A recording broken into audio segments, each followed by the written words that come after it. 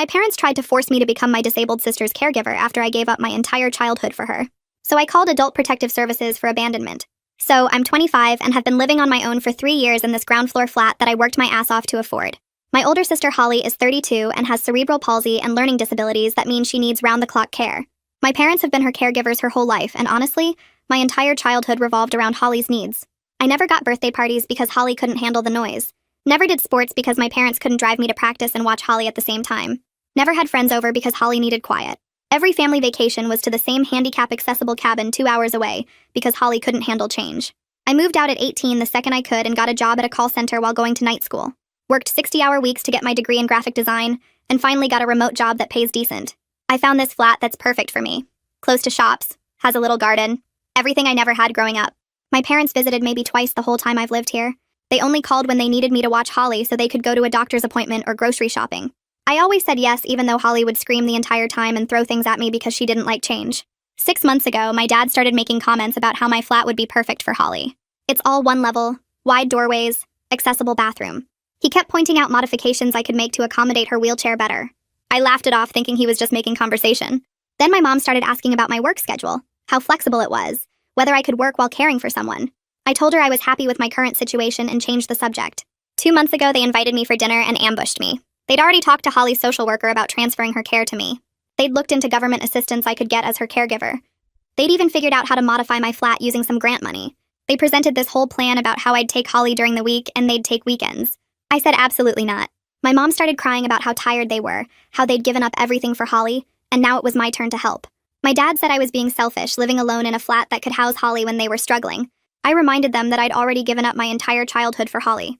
No dance classes, no sleepovers, no college visits because everything was about Holly. They said that was different, I was a child then, and didn't understand sacrifice.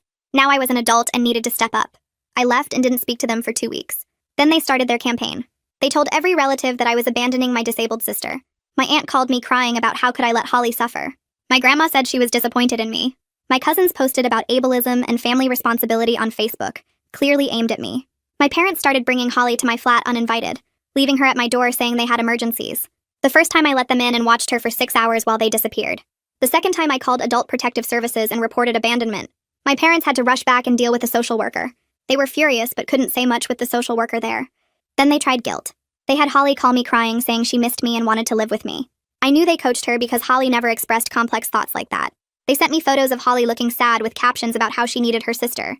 They even made a scrapbook of us as kids to show our bond, ignoring that in every photo I looked miserable while Holly got all the attention. The last straw was when they called my employer, told my boss I was needed for a family medical emergency and might need to take extended leave to care for my disabled sister. My boss was understanding but concerned about my ability to maintain my workload. I had to explain everything and promise it wouldn't affect my job. That's when I decided to end this permanently. I spent the whole weekend sitting at my kitchen table with my laptop, searching through lawyer websites and reading reviews until my eyes hurt. I typed in things like family harassment lawyer and forced caregiving legal help, and scrolled through dozens of results. Most of the lawyers had these fancy websites with stock photos of people shaking hands, but I needed someone who actually understood what my parents were doing. Around Saturday evening, I found Amelia Coleman's site. Her bio said she specialized in boundary violations and family coercion, which sounded exactly right. She had about adult children being pressured into caregiving roles they never agreed to, and I felt like she was describing my exact situation. I filled out her contact form right there, typing out the basics about my parents showing up uninvited and calling my boss. She had an opening Monday morning at 9, so I booked it and spent the rest of the weekend trying not to think about how much this was going to cost. Monday morning, I logged into the video call 5 minutes early, sitting in my home office with a notebook full of dates and details I'd written down. Amelia appeared on screen right at 9. She looked maybe 40 with short dark hair and these sharp eyes that made me feel like she was already analyzing everything. I started explaining the situation, trying to keep my voice steady, but within the first 2 minutes she stopped me. She said what my parents were doing wasn't just annoying or pushy, it was financial and emotional abuse. The word abuse hit me hard because I'd been thinking of it as just family drama, but she explained that their campaign to force me into caregiving had actual legal implications. She asked about the call to my employer, and I showed her the email my boss had sent after my parents contacted him. Amelia leaned forward and said that was workplace interference and we could use it. We spent the next hour going through everything systematically. She had me pull up my phone to show her the guilt trip texts, the photos of Holly they'd sent, the Facebook posts from relatives. She made notes about the 2 times they'd shown up at my flat, and especially the second time when I'd called Adult Protective Services. She asked if I had the police report from that incident, and I told her the officer had given me a case number. She said to get a copy of that report immediately because documentation was everything. By the end of the call, I had a list of things to gather, including a timeline of every incident since the dinner ambush 2 months ago, and I felt like someone finally believed this wasn't just me being dramatic. Tuesday evening, I was working on a design project when my doorbell rang. I looked at my phone and saw it was almost 7. The bell rang again, then someone knocked hard. I got up and looked through the peephole. My dad's car was parked right outside my building with Holly visible in the passenger seat. My mom was at my door, knocking harder now. I stepped back from the door and my heart started racing. They'd done this before, but this time I wasn't opening it. My mom started yelling through the door about how I needed to help them, how they had an emergency and needed me to watch Holly for just a few hours. My dad joined her, his voice louder, saying I was being selfish and childish. I grabbed my phone and called the non-emergency police line. The dispatcher asked what was happening, and I explained my parents were at my door refusing to leave after I'd asked them not to come here. She said an officer would come by. My parents kept knocking and yelling for another 10 minutes.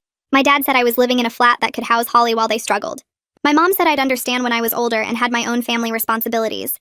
Then they must have heard the sirens because suddenly it got quiet and I heard their car doors slam. By the time the officer knocked on my door, my parents had driven off. The officer was this young guy who looked maybe 25. He took down my information and asked what had happened. I explained about the ongoing harassment and showed him the texts and emails. He wrote everything down and gave me a report number. He said if they came back, I should call immediately. After he left, I texted Amelia the report number and she responded within minutes saying this was exactly the kind of documentation we needed. Wednesday afternoon, I was in the middle of a client call when my phone buzzed with a voicemail notification from a number I didn't recognize. I finished the call and listened to the message. It was my dad's voice, but calling from someone else's phone. He said they'd tried to be reasonable, but I'd left them no choice. He said they were cutting me out of their will unless I stepped up for family like I should have years ago. He went on about how disappointed they were and how I'd regret this when they were gone and I had nothing. His voice had this cold edge I'd never heard before. I saved the voicemail and forwarded it to Amelia with a message asking if this mattered. She called me back within an hour. She said this was financial manipulation, and it strengthened my case significantly because it showed a pattern of using money and guilt to control me. She asked if I expected to inherit anything substantial, and I said probably not much, maybe $20,000 if that. She said it didn't matter what the amount was, what mattered was them using it as a weapon. She told me to save every voicemail like this and not to respond to any of their attempts to contact me. Hanging up the phone, I felt this weird mix of relief that the voicemail helped my case and hurt that my dad had actually said those things out loud. Thursday morning, I woke up to an email from Dante, my boss at the design company. The subject line said, "Private conversation needed," and my stomach dropped. He asked if I could do a video call at 10. I spent the next hour getting ready and trying not to panic. At 10, I logged in and Dante was there looking concerned. He said my parents had called again yesterday asking about my work schedule and whether the company offered family leave. He said he'd told them he couldn't discuss employee matters with family members, but he needed to know what was going on, because this was affecting my professional reputation. I felt my eyes start to sting, and I had to take a breath before explaining. I told him about my parents trying to force me into becoming Holly's caregiver, about the harassment, about the lawyer I'd hired. I pulled up the police report on my screen and showed him Amelia's contact information to prove I was handling this professionally. Dante listened, and his expression softened. He said he believed me and supported me, but he was worried about whether this would affect my ability to focus on my projects. I promised him it wouldn't, and said I was taking legal steps to stop the harassment permanently. He said okay, and told me to keep him updated if my parents contacted the company again. After the call ended, I sat there feeling shaky because I'd almost cried in front of my boss, and because my parents were now actively trying to mess with my career. Friday night around 8, my phone rang with a number I didn't recognize. I almost didn't answer, but something made me pick up. It was Suzanne, my mom's sister. She started right in with how she'd been at some family gathering and heard about what was happening. She said she couldn't believe I was abandoning Holly when my parents had given up everything for her. She said the family was talking about how selfish I was being, and she wanted to hear my side. But honestly, she didn't see how I could justify this. I felt this familiar guilt start to rise up, but then I remembered what Amelia had said about not engaging. I took a breath and calmly explained the actual timeline. I told her about my childhood with no birthday parties or friends, about my parents ambushing me with their care plan, about them showing up uninvited and leaving Holly at my door. I mentioned the Adult Protective Services calls and the police report from Tuesday. Suzanne went quiet for a long moment. Then she said she needed to think about some things. She said she remembered some stuff from when I was growing up that she hadn't really thought about at the time. She asked if she could call me back in a few days, and I said yes. After we hung up, I felt this tiny spark of hope that maybe one family member might actually understand my side. The following Monday, I met Amelia at her office to file the cease and desist letter. Her office was in this older building downtown with wood paneling and bookshelves full of legal books. We sat at her conference table and she showed me the letter she'd drafted. It was 2 pages long and listed every incident of harassment, including the uninvited visits, the workplace contact, the social media campaign, and the financial threats. The letter demanded my parents stop contacting me, stop contacting my employer, and stop showing up at my residence. It outlined potential legal action, including restraining orders if the harassment continued, Reading it made everything feel suddenly very real and very serious. Amelia asked if I wanted to make any changes, and I said no. It covered everything. She said she'd send it certified mail so we'd have proof they received it. I signed the authorization form and wrote a check for her retainer, watching my savings account take a hit that hurt but felt necessary. Walking out of her office, I felt powerful and scared at the same time, because I was officially escalating this to a legal level, and there was no going back from here. My parents' response came faster than I expected. Wednesday afternoon, my cousin Rachel sent me a screenshot of a Facebook post my mom had made. The post said their ungrateful daughter had hired a lawyer to abandon her disabled sister. It said they'd given up everything to care for Holly, and now their other daughter was throwing them away. It said they were heartbroken and didn't understand how they'd raised someone so selfish. The post had dozens of comments already. Relatives and family friends were calling me heartless and saying I should be ashamed. My grandmother commented that she was praying for my soul. People who barely knew me were sharing the post and adding their own thoughts about how terrible I was. I wanted to respond so badly, to tell everyone the actual truth, but I remembered Amelia saying engaging would only make things worse. I called her instead and read her the post. She said to screenshot everything and save it because this was defamation and harassment. She said my parents were trying to force me into responding publicly, but I needed to stay silent. She said we'd use all of this when we filed for the restraining order. I spent the rest of the day blocking family members on social media and trying to focus on work while my phone kept buzzing with notifications. Wednesday morning, I got a call from a number with a government area code. It was Harvey Coleman, the social worker from Adult Protective Services. He said he was following up on both reports I'd filed about my parents abandoning Holly at my door. He asked if I had time to answer some detailed questions, and I said yes. He started asking about my childhood, about how much time I'd spent caring for Holly, about whether I'd had normal kid experiences. I told him about the no birthday parties, no sports, no friends over because everything revolved around Holly's needs. I told him about never going to college visits because my parents couldn't leave Holly. He asked about my parents' current behavior, and I described the dinner ambush, the social media campaign, the workplace interference, everything. When I finished, he was quiet for a second. Then he said what I'd experienced was called parentification. I'd never heard that word before. He explained it meant my parents had made me take on adult caregiving responsibilities as a child, when I should have been allowed to be a kid. He said it was a form of abuse, and it explained a lot about why I was so resistant to their current demands. I sat there holding my phone and feeling like someone had finally put a name to something I'd felt my whole life but never understood. Harvey said he was going to schedule a home visit with my parents to assess Holly's current care situation. He said he'd call me after the visit to update me. After we hung up, I immediately Googled parentification and spent an hour reading articles that described my entire childhood. Harvey called me back Friday afternoon after his visit with my parents. He said Holly's physical care was fine, and my parents had adequate resources and support systems to continue caring for her. But then he said something that made me furious. He said during the visit my parents had been telling Holly that I didn't love her anymore. They'd apparently been saying I'd moved away and forgotten about her, that I didn't want to be her sister anymore. Harvey said Holly had seemed confused and sad when he asked about me. He said my parents were using Holly's emotions to manipulate me, which was harmful to Holly and completely inappropriate. He said he was documenting this in his report and recommending my parents get counseling about appropriate boundaries. I thanked him for telling me and hung up. Then I sat there shaking with anger because my parents weren't just harassing me anymore. They were messing with Holly's head to punish me. Holly didn't understand what was really happening, and they were making her think I'd abandoned her. I texted Amelia about what Harvey had said, and she responded that this was another piece of evidence showing my parents' manipulative behavior. She said we had a strong case now and asked if I was ready to file for a restraining order. I typed back yes without hesitating. I started documenting everything that weekend. Every Facebook post my parents made got a screenshot with the timestamp visible. Every comment from relatives telling me I was heartless got saved. Every nasty message from strangers who somehow found my personal accounts went into a folder on my laptop. I made a timeline starting from that dinner 2.5 months ago, where they ambushed me with their whole plan. I wrote down dates and times for every uninvited visit, every call from family members pressuring me, every incident where they tried to manipulate me into taking Holly. The police report from when they abandoned her at my door went into the folder. The voicemail about cutting me out of their will got saved in 3 different places. By Sunday night, I had a document that was 20 pages long showing exactly how my parents had been harassing me since I said no to their demands. Amelia called Monday morning to check in, and I told her I'd finished the documentation. She asked me to email everything over, so she could review it before we filed for a restraining order. I spent an hour organizing all the files and sent them through. She called back 2 hours later and said the evidence was solid. She said the social media posts alone showed a pattern of harassment and defamation, and adding in the workplace interference and physical intrusions at my flat made a strong case. We scheduled an appointment for Thursday to file the paperwork. My phone rang Friday afternoon while I was trying to focus on a logo design for a client. It was Suzanne. I almost didn't answer because I figured she was calling to yell at me again about abandoning Holly, but something made me pick up. She started talking before I could say anything. She said she'd been thinking about our last conversation all week. She said she'd called Harvey to ask some questions about his assessment and what he'd found during his home visit. He'd told her about the parentification issue and how my parents had been telling Holly I didn't love her anymore. Suzanne went quiet for a second, and then she said she was sorry. She said she'd been at my house plenty of times when I was a kid, and she remembered now how I never got to do anything normal. How every family gathering revolved around Holly's needs, and nobody ever asked what I wanted. She said the whole family had enabled my parents' expectation that I'd sacrifice my life for Holly, just like they did, and she hadn't realized how wrong that was until Harvey explained it to her. Then she said something that made me start crying. She said if I needed a character witness for any legal stuff, she'd do it. She said she'd tell the truth about what my childhood was really like. I thanked her about 5 times and hung up feeling like maybe I wasn't completely alone in this. Tuesday evening the following week, my doorbell rang. I checked the peephole and saw my dad standing there by himself. He looked terrible. His clothes were wrinkled and he had dark circles under his eyes like he hadn't slept in days. I opened the door but kept the chain lock on. He asked if he could come in and talk. I said no, but I'd listen from where I was.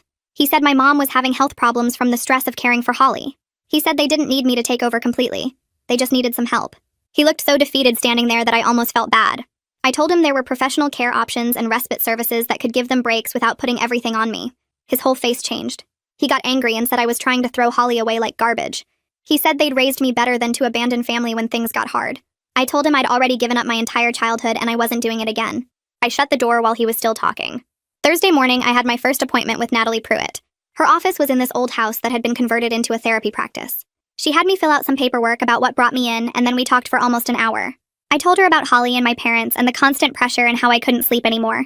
How I kept checking my phone expecting another nasty message or another relative calling to guilt trip me. She asked about my childhood and I told her the same things I'd told Harvey.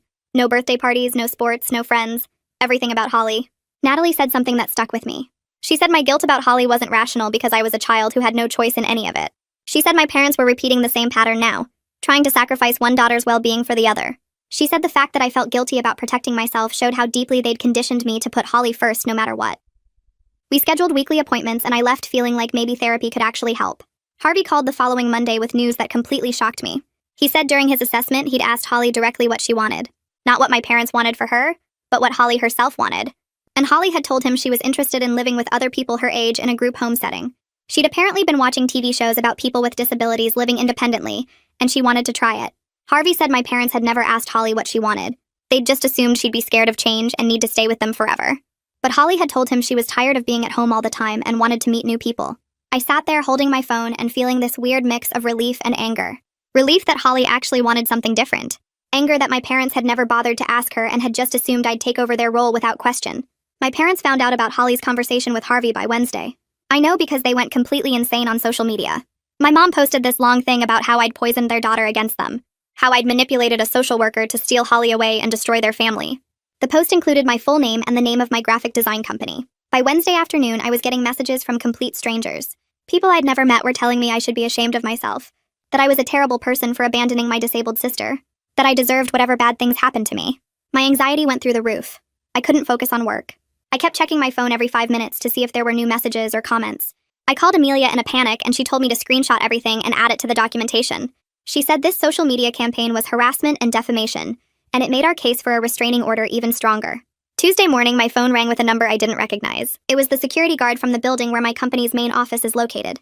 He said 2 people were in the lobby demanding to speak with me and claiming to be my parents. He said they'd found the company address online and driven over even though he'd explained I worked remotely from home. He asked if I wanted him to let them up. I said absolutely not and asked him to tell them to leave. He said they were refusing and getting loud with him. I had to call the building manager and explain that my parents were harassing me and I'd be filing a restraining order. The manager was professional about it, but I felt so embarrassed. Like I was bringing all this family drama into professional spaces and making it everyone else's problem. The security guard called back 20 minutes later to say my parents had finally left after the manager threatened to call the police. Thursday afternoon, I met Amelia at the courthouse to file for a restraining order. I brought a folder that was almost 3 inches thick. Screenshots of every social media post and message. The police report from when they abandoned Holly at my door. Documentation of them calling my employer. A written statement from Suzanne about my childhood. A letter from Harvey detailing his findings about parentification and Holly's expressed wishes. The court clerk processed all the paperwork, and Amelia submitted everything to the judge. We waited for 2 hours before getting called into a small office. The judge looked through the evidence and asked me a few questions about the harassment. Then she granted a temporary restraining order and scheduled a full hearing for 2 weeks out. Walking out of the courthouse, I felt this strange mix of grief and relief. I was legally separating myself from my parents. Part of me felt like I should be sad about that, but mostly I just felt relieved that maybe the harassment would finally stop. The restraining order hearing happened on a cold morning in early December. I showed up with Amelia and all our evidence organized in binders. My parents were already there with their own lawyer. Some guy in an expensive suit who kept looking at me like I was the worst person in the world. Their lawyer tried to paint me as vindictive, said I was trying to punish my parents for asking for help with my disabled sister, that I was using the legal system to avoid family responsibility. But then the judge started reviewing the evidence. She read through Harvey's testimony about parentification and how I'd been forced into a caregiver role as a child. She looked at the screenshots of my parents posting my personal information online and encouraging strangers to harass me. She reviewed the documentation of them showing up at my workplace and calling my employer. Then she asked about Holly's expressed wishes and Harvey's recommendation for group home placement. When she finished reviewing everything, she looked at my parents and said their behavior had been inappropriate and controlling. She said they had no right to force their daughter into a caregiving role or to harass her when she set boundaries. She granted a permanent restraining order right there. My parents weren't allowed to contact me, come to my home, or come to my workplace. They had to stay at least 500 feet away from me at all times. Sitting in that courtroom listening to the judge validate everything I'd been feeling my whole life made me want to cry with relief. Harvey called me the next week with updates about Holly's transition. He said he was working with my parents and a group home placement specialist to find the right facility. Holly had visited 3 different places and really loved one that had younger residents and lots of activities. She was nervous but excited about the change. Harvey said she'd been attending orientation sessions and talking about having a roommate for the first time in her life. He said Holly asked about me during one session, and he'd explained that I cared about her, but needed some space from our parents right now.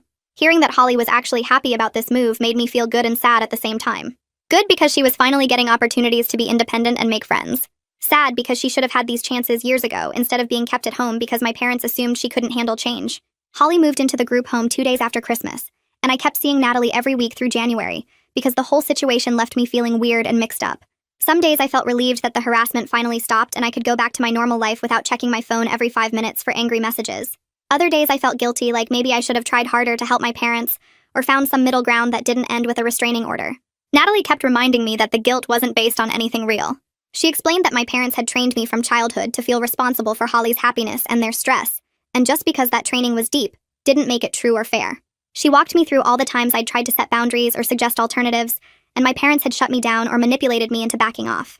During one session in mid-January, I told her I kept thinking about all the years I spent taking care of Holly as a kid, and wondering if I was a bad person for not wanting to do it again as an adult. Natalie looked at me and said I was never supposed to be Holly's caregiver in the first place, that children shouldn't raise their siblings, and choosing not to repeat an unfair pattern didn't make me selfish or cruel. She helped me understand that my parents had their own problems with control and martyrdom that had nothing to do with me, and protecting myself from their dysfunction was healthy, even when other people said I was wrong. Suzanne called me in late January and asked if I wanted to meet for coffee at this place near my flat. I was nervous because even though she'd apologized before, part of me worried she might try to guilt-trip me again about the family situation. But when I got there, she ordered us both drinks, and immediately started talking about my mom's childhood in this quiet, serious way. She told me that my grandmother was exactly like my mom, always creating some crisis or emergency that made her the center of attention and made everyone else responsible for fixing her problems. Suzanne said when my mom was growing up, my grandmother would get sick or upset anytime someone tried to do something independent, and the whole family had to drop everything to take care of her emotional needs. She explained that my mom learned to get importance and control by being the person who sacrificed everything, and now she was doing the same thing by making Holly's care into this impossible burden that defined her whole identity. Suzanne said this didn't excuse how my parents treated me or make their behavior okay, but it helped her understand why they couldn't see how unfair they were being. She said my mom genuinely believed that suffering for your family was the only way to prove you loved them, and she couldn't understand why I didn't want that same life. Hearing about the generational pattern made me feel sad for my mom in a way I hadn't before, like she was trapped in this cycle she didn't even recognize. But it also made me more sure that I'd done the right thing by breaking away, because I didn't want to pass that same dysfunction down to anyone else. Harvey called me in early February and said he'd arranged for me to visit Holly at the group home if I wanted to see how she was settling in. I was nervous driving over there because I didn't know what to expect, or if Holly would be angry at me for not taking her in like our parents wanted. But when I walked into the common room, Holly was sitting with another woman around her age watching TV, and she lit up when she saw me. She wheeled over and started talking fast about her roommate and the art class she'd joined, and the staff member who helped her learn to make her own breakfast choices. She took me to her room and showed me how she'd decorated it with posters and photos, pointing out everything she'd picked herself without anyone telling her what to use. She introduced me to 2 different staff members and told them I was her sister in this proud way that made my chest feel tight. We sat in the common area for almost an hour and had an actual conversation about her life, what activities she liked, which residents she was becoming friends with, what foods she wanted to try. It felt completely different from all those years of me just managing her needs and trying to keep her calm. For the first time, we were talking like 2 real people instead of caregiver and patient, and I realized I'd never actually known Holly as a person before this moment. By early March, I'd fallen into a new routine where I saw Holly every other week at the group home and had coffee with Suzanne once a month to catch up. My parents were completely out of my life because of the restraining order, and honestly, most days I didn't think about them at all. I still had sessions with Natalie every 2 weeks because some days the guilt would hit me hard, usually triggered by something random like seeing a family at the grocery store or hearing a song that reminded me of childhood. On those days, I'd feel sad about the family rupture and wonder if there was some other way I could have handled everything. But Natalie kept walking me through the same facts, reminding me that I'd tried boundaries and suggestions and compromise, and my parents had responded with harassment and manipulation every single time. She helped me remember that I'd worked incredibly hard to build an independent life, and I deserved to keep it without sacrificing myself again. Holly was genuinely happy in the group home with choices and community and staff who treated her like a capable adult instead of a permanent child. I could never have given her that kind of life even if I'd let my parents move her into my flat and spent every day managing her care. The restraining order meant I finally had peace and safety in my own home, and while I still had complicated feelings about how everything went down, I knew I'd made the right choice for both me and Holly.